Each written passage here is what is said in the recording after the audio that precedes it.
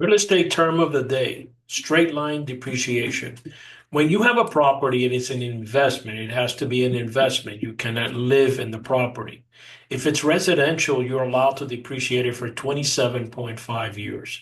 If it's non-residential, a warehouse, so forth, or a business, you're allowed to depreciate it for 39 years. Give you an example. If it's the property was purchased for 500,000, of course they're going to, you got to take out the land, but you could also put the closing costs and any improvements. Let's just not complicate the math. Let's just use it at 500,000, and you divide that by 27.5. Then you're going to be able to deduct 18,181 per year. And this is obviously not money that you're going to get, but it's considered what is known as a tax credit. So it's a great idea to do if you have an investment property. You also need to know that this is an IRS depreciation.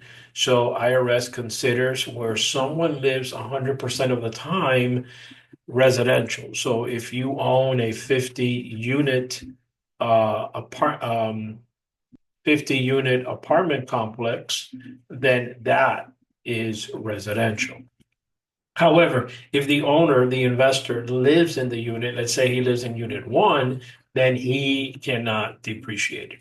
And that's depreciation will go on for 27.5 years in a residential and 39 for a non-residential. Now, there is some risk that you're going to take when you sell because the IRS is going to want some of that money back, and that is called recapture, and they're going to want 25% back. But it's still a great deal, and it's a great way to save a lot of money when you have an investment. Hey, for more tips and tricks, please visit my website. And if you want a one-on-one tutoring, go ahead and schedule it. And you may want to consider getting my Smash the Agents or Brokers exam. It's only at a value of $53, and you could get that in my website. Till next time.